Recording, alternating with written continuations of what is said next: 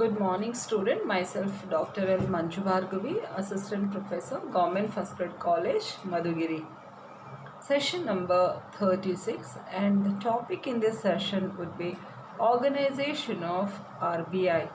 A previous session ಅಲ್ಲಿ R B I establishment ಮತ್ತು R B ಐಗಳ ಯಾವ ರೀತಿ ಅದು ವರ್ಕ್ ಆಗುತ್ತೆ ಅಂತ ಎಲ್ಲ ನಾವು ನೋಡಿದ್ವಿ. ಆರ್ ಬಿ ಐ ಯಾವಾಗ ಸೆಟಪ್ ಆಯಿತು ಮತ್ತು history of R B I ಏನು ಅಂತೆಲ್ಲ ನೋಡಿದ್ವಿ. ಈಗ ನಾವು ಆರ್ಗನೈಸೇಷನ್ ಹೇಗೆ, ಅದ್ರ ಸ್ಟ್ರಕ್ಚರ್ ಹೇಗೆ, ಅದು ಯಾವ ರೀತಿ ವರ್ಕ್ ಆಗುತ್ತೆ ಅನ್ನೋದನ್ನ ಈ ಸೆಷನಲ್ಲಿ ನೋಡೋಣ.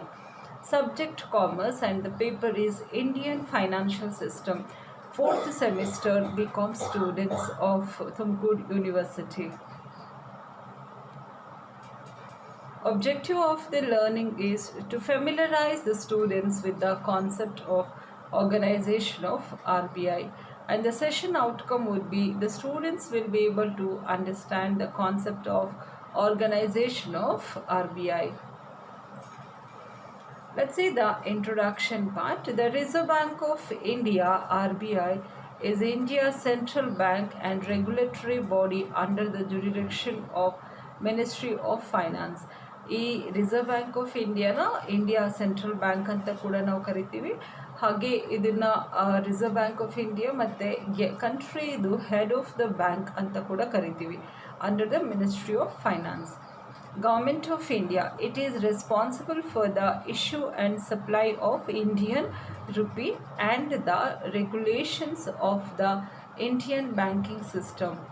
ಇದು ಇಂಡಿಯನ್ ರುಪಿ ಸಪ್ಲೈ ಮಾಡೋದ್ರ ಜೊತೆಗೆ ಬ್ಯಾಂಕಿಂಗ್ ಸಿಸ್ಟಮ್ಸ್ನೆಲ್ಲ ರೆಗ್ಯುಲೇಟ್ ಮಾಡೋದು, ಅಂದರೆ ಒಂದು ಆರ್ಡರಲ್ಲಿ ಒಂದು ರೂಲ್ಸ್ ಆ್ಯಂಡ್ ರೆಗ್ಯುಲೇಷನ್ಸ್ನ ಫಾಲೋ ಮಾಡ್ತಕ್ಕಂಥ ಬ್ಯಾಂಕಿಂಗ್ ರೂಲ್ಸ್ ಗೈಡ್ಲೈನ್ಸ್ನೆಲ್ಲ ಫಾಲೋ ಮಾಡ್ತಿದ್ರಿಲ್ವ ಅಂತ ಇದೆಲ್ಲ ರೆಗ್ಯುಲೇಟ್ ಮಾಡುತ್ತೆ. ಹಾಗೆ it also manages the country's main payment system and works to promote its economic development. So ಕಂಟ್ರಿಯಲ್ಲಿ ಮೇನ್ ಪೇಮೆಂಟ್ ಸಿಸ್ಟಮ್ನ ಕೂಡ ಬ್ಯಾಲೆನ್ಸ್ ಮಾಡುತ್ತೆ, at the same time to promote its economic development. Until the Monetary Policy Committee was established in 2016, it also had full control monetary policy in India. It commenced its operations on 1st April 1935 in accordance with the Reserve Bank of Act 1934. The original share capital was divided into shares of 100 each, fully paid. Following India's independence of 15th August 1947, ಈ reserve bank of India ಕೂಡ 1st January 1949ಗೆ ಇದು nationalised ಆಯಿತು. ಅಂದರೆ after independence this bank has become nationalised. The overall direction of the RBI lies with the 21-member Central Board of Directors. 21 ಜನ central board of directors ಆ members ಅಲ್ಲಿ ಇದು work ಆಗುತ್ತೆ. Composed of the governor ಇರ್ತಾರೆ, ಹಾಗೆ 4 deputy governors ಇರ್ತಾರೆ. IT is a member bank of the Asian Clearing Union. The bank is also acting in promoting financial inclusion policy and is a leading member of the Alliance for Financial Inclusion. The bank is often referred to by the name Mint Street. ಇದನ್ನ Mint Street ಅಂತ ಕೂಡ ಕರೀತಾರೆ reserve bank of ಇಂಡಿಯಾನ. The central banking functions of the RBI have essentially remained the same. Structurally, there have been some changes over the years, some of which are elucidated. Have the notable spin-offs from the RBI were the IDBI for development banking, Exim Bank for facilitating exports, NABARD for agricultural and rural development, and the National Housing Bank NHB for housing finance. The RBI continues to play a dual role of regulator as well as merchant bank for the government.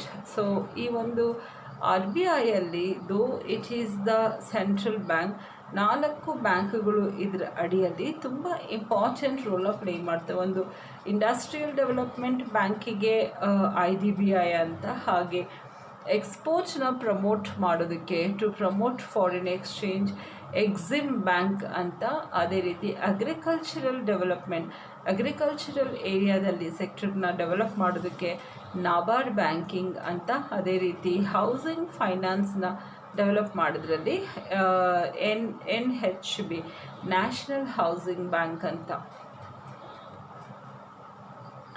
Establishment: the Reserve Bank of India is the central bank of India, which was established on April 1st, 1935 under the Reserve Bank of India Act.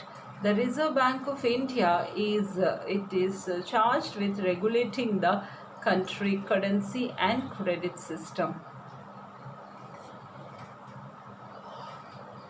The RBI, the Reserve Bank of India, is the central bank of India, as we all know that, and the RBI was originally set up as a private entity in 1935 ಅಲ್ಲಿ ಒಂದು private ಎಂಟಿಟಿಯಾಗಿ ಇದು establish ಆಗುತ್ತೆ.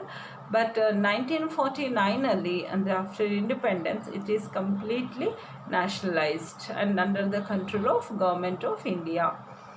The main purpose of the RBI is to conduct consolidated supervision of the financial sector in India, which is made up of commercial banks, financial institutions and non-financing firms. So ಈ ಒಂದು ಎಲ್ಲ financial sectors ಏನಿದೆ, ಈ 4 commercial ಬ್ಯಾಂಕ್ಗಳಾಗಿರ್ಬೋದು, financial institutions ಆಗಿರ್ಬೋದು, ಹಾಗೆ ನಾನ್ banking finance firms ಆಗಿರ್ಬೋದು, ಇವನ್ನೆಲ್ಲ ಕೂಡ ಕನ್ಸಾಲಿಡೇಟಾಗಿ ಸೂಪರ್ವಿಷನ್ ಮಾಡುವಂಥದ್ದು ಕೂಡ RBIನ ನೋಡ್ಬೋದು. The main purpose of RBI is to conduct consolidated supervision of the financial sector in India. ಎಲ್ಲದಕ್ಕೂ ಇಂಪಾರ್ಟೆಂಟ್ ಆಗಿ ಫೈನಾನ್ಷಿಯಲ್ ಸೆಕ್ಟರ್ ಆಫ್ ಇಂಡಿಯಾನ ಸೂಪರ್ವಿಷನ್ ಮಾಡುವಂಥದ್ದು, which is made up of commercial banks, financial institutions and non-banking financial firms. Initiatives adopted by the RBI include restricting bank inspections and introducing off-site surveillance of banks and financial institutions and strengthening the role of auditors. ಇದು physically ಹೋಗಿ visit ಮಾಡಿ inspect ಮಾಡಿಲ್ಲ ಅಂದ್ರೂ offline surveillance ಅಂತ, off site surveillance of the banks ಮತ್ತು ಆಡಿಟರ್ಸ್ನ ಕೂಡ ಇದು ಸ್ಟ್ರೆಂಥನ್ ಮಾಡುತ್ತೆ, ರೋಲ್ ಆಫ್ ಆಡಿಟರ್ಸ್. ಸೊ ಇದು ಆಡಿಟ್ ಕೂಡ ಮಾಡುತ್ತೆ to other banks. RBI sets the direction for interest rate and price stability and conducts funds raising activities for the central and the state government securities. Reserve Bank is also responsible for monitoring foreign exchange flows into Indian economy. Indian ಎಕಾನಮಿಯಲ್ಲಿ ಈ foreign exchange inflows ಏನು ಬರ್ತಿದೆ ಅದನ್ನು reserve bank of India monitor ಮಾಡ್ತಾ ಇರುತ್ತೆ. Managing currency exchange rates and supervising how banks and non-banking financial institutions function. RBI was originally a private owned, but it is now owned wholly by the government. ಸ್ಟಾರ್ಟಿಂಗಲ್ಲಿ private ownership ಇದ್ದರೂ ಆಮೇಲೆ ಇದು government own ಆಗಿರುತ್ತೆ. On 1st April 1935 under the Reserve Bank of India Act, RBI central office was initially in Kolkata but moved to Mumbai in 1937. ಈ ಒಂದು reserve bank of India ಸ್ಟಾರ್ಟಿಂಗಲ್ಲಿ ಕೋಲ್ಕತ್ತಾದಲ್ಲಿ open ಮಾಡಿದ್ರು ಕೂಡ, ಸ್ಟಾರ್ಟ್ ಆಗಿದ್ರು ಕೂಡ 1937 it will move to Mumbai. Definition of this banking according to the Foreign Exchange Dealers Association of India, ಅವರು ಹೇಳ್ತಾರೆ, the Foreign Exchange Dealers Association of India is an association of commercial banks that specializes in the foreign exchange markets in India. These institutions are also called authorized dealers. ಈ ಒಂದು R B I ಅಡಿಯಲ್ಲಿ ಇವುಗಳನ್ನ authorised dealers ಅಂತ ಕೂಡ ಕರೀತಾರೆ, ಈ ಒಂದು foreign exchange ಬ್ಯಾಂಕ್ಗಳನ್ನ. ಹಾಗೆ ಇನ್ನೊಂದು ಮಾನಿಟರಿ ರಿಸರ್ವ್ ಅಲ್ಲಿ ಡೆಫಿನೇಷನ್ ನೋಡೋದಾದರೆ, a monetary reserve is the holding of currencies, precious metals and other highly liquid assets used to redeem national currencies and bank deposits and to meet current and near-term financial obligations by a company's currency. Organizational structures ಯಾವ ರೀತಿ ಇರುತ್ತೆ R B ಐದು? we will see this. RBI is governed by the Central Board of Directors, which are appointed by the Central Government of India. Central Government of India appoint ಮಾಡತಕ್ಕಂಥ Central Board of Directors ಯಾರಿದ್ದಾರೆ, they will be governing this body. There are 21 directors of the Central Board of RBI. ಈ ಒಂದು R B I central ಬೋರ್ಡಲ್ಲಿ 21 ಜನ ಇರ್ತಾರೆ, comprising both official ಮತ್ತು ನಾನ್ official directors. ಈ 21 ಜನದಲ್ಲಿ official directors ಇರ್ತಾರೆ, ಹಾಗೆ ನಾನ್ ಅಫಿಷಿಯಲ್ ಡೈರೆಕ್ಟರ್ಸ್ ಕೂಡ ಇರ್ತಾರೆ. Official directors, the governor who is appointed nominated for 4 years and 4 deputy governors are also are known as official directors. ಈ ಒಂದು ಗವರ್ನರ್ ಏನು ಅಪಾಯಿಂಟ್ ಮಾಡ್ತಾರೆ 4 yearsಗೆ, ಹಾಗೆ ಡಿಪ್ಯೂಟಿ ಗವರ್ನರ್ಸ್ ಏನಿದೆ ಅಪಾಯಿಂಟ್ ಮಾಡ್ತಾರೆ, ಇವ್ರನ್ನ ಅಫಿಷಿಯಲ್ ಡೈರೆಕ್ಟರ್ಸ್ ಅಂತ ಕರೀತಾರೆ. ನಾನ್ ಅಫಿಷಿಯಲ್ ಡೈರೆಕ್ಟರ್ಸ್ ಅಂದರೆ 10 ಡೈರೆಕ್ಟರ್ಸ್ ಫ್ರಮ್ ವೇರಿಯಸ್ ಫೀಲ್ಡ್, ಬೇರೆ ಬೇರೆ ಫೀಲ್ಡಲ್ಲಿ ಇರುವಂಥ ಡೈರೆಕ್ಟರ್ಸ್ಗಳು, ಆ್ಯಂಡ್ 2 ಗೌರ್ಮೆಂಟ್ ಅಫಿಷಿಯಲ್ಸ್, ಅದರಲ್ಲಿ 2 government officials or non officials directors of R B I. ಇವರು ಅಫಿಷಿಯಲ್ಸ್ ಮತ್ತು ನಾನ್ ಅಫಿಷಿಯಲ್ಸ್ ಆಫೀಸರ್ಸ್ ಕೂಡ ಇನ್ಕ್ಲೂಡ್ ಇರ್ತಾರೆ ಈ 10 ಡೈರೆಕ್ಟರ್ಸಲ್ಲಿ. ಸೆಂಟ್ರಲ್ ಬೋರ್ಡ್ ಆಫ್ ಡೈರೆಕ್ಟರ್ಸ್ ಅಂತ ನಾವು ಹೇಳಿದಾಗ ಇದರಲ್ಲಿ ಗವರ್ನರು ಮತ್ತು deputy governors, executive directors, principal chief general manager ಹಾಗೆ ಚೀಫ್ ಜನರಲ್ ಮ್ಯಾನೇಜರ್ಸ್, ಇವರೆಲ್ಲ ಕೂಡ ಆರ್ಗನೈಸೇಷನ್ ಸ್ಟ್ರಕ್ಚರಲ್ಲಿ ಡಿಫ್ರೆಂಟ್ ರೋಲ್ಸ್, ಈಚ್ ಪರ್ಸನ್ ಅಥವಾ ಈಚ್ ಪೋಸ್ಟ್ ಏನಿದೆ ಅದು ಡಿಫ್ರೆಂಟ್ ರೋಲ್ನ ಪ್ಲೇ ಮಾಡ್ತಾ ಹೋಗುತ್ತೆ. ಹಾಗೆ general manager, deputy general managers ಮತ್ತು ಅಸಿಸ್ಟೆಂಟ್ ಜನರಲ್ ಮ್ಯಾನೇಜರ್ಸ್ ಇರ್ತಾರೆ, ಹಾಗೆ ಮ್ಯಾನೇಜರ್ಸ್ ಇರ್ತಾರೆ, ಹಾಗೆ ಅಸಿಸ್ಟೆಂಟ್ ಮ್ಯಾನೇಜರ್ಸ್ ಅಂತ ಇರ್ತಾರೆ, ದೆನ್ ಸಪೋರ್ಟಿಂಗ್ ಸ್ಟಾಫ್. ಸೊ ಇದೆಲ್ಲ ಕೂಡ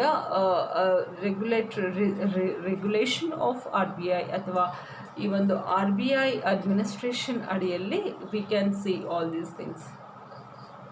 so that's all students in this session. ಎಲ್ಲ ಈಗ ನೀವು ನೋಡಿದ್ದೀರಾ R B I reserve bank of India ಯಾರ್ಯಾರಿದ್ದಾರೆ, ಯಾವ ರೀತಿ ಡೈರೆಕ್ಟರ್ಸ್ ಇದ್ದಾರೆ, ಆರ್ಗನೈಸೇಷನ್ ಸ್ಟ್ರಕ್ಚರ್ ಹೇಗಿರುತ್ತೆ, ಮತ್ತು ಬ್ಯಾಂಕಿಂಗದು ಒಂದು ಡೆಫಿನೇಷನ್ ಏನಿದೆ, ಆರ್ ಬಿ ಐ ಯಾವ ರೀತಿ ಸೆಟಪ್ ಮಾಡುತ್ತೆ ರೋಲ್ಸ್, ಮತ್ತು ಇದು ಯಾವಾಗ ಎಸ್ಟಾಬ್ಲಿಷ್ ಆಗುತ್ತೆ. R B I was originally set up as a private entity in 1935 and it was nationalised in the year 1949. ಆಮೇಲೆ the main purpose of the R B I is to conduct consolidated supervision of the financial sectors in India, which is made up of commercial banks, financial institutions and non-banking financial firms. Okay, the main purpose of RBI is to conduct consolidate supervision ಮಾಡ್ತಾ ಇರುತ್ತೆ of financial sectors in India. ಯಾವಂದರೆ important ಆಗಿ commercial banks ಆಗಿರ್ಬೋದು, financial ಇನ್ಸ್ಟಿಟ್ಯೂಷನ್ಗಳಾಗಿರ್ಬೋದು, ಹಾಗೆ which is made up of commercial banks, financial institutions and non banking financial firms ಕೂಡ ಆಗಿರ್ಬೋದು. ಇವುಗಳನ್ನೆಲ್ಲ ಸೂಪರ್ವೈಸ್ ಮಾಡುತ್ತೆ.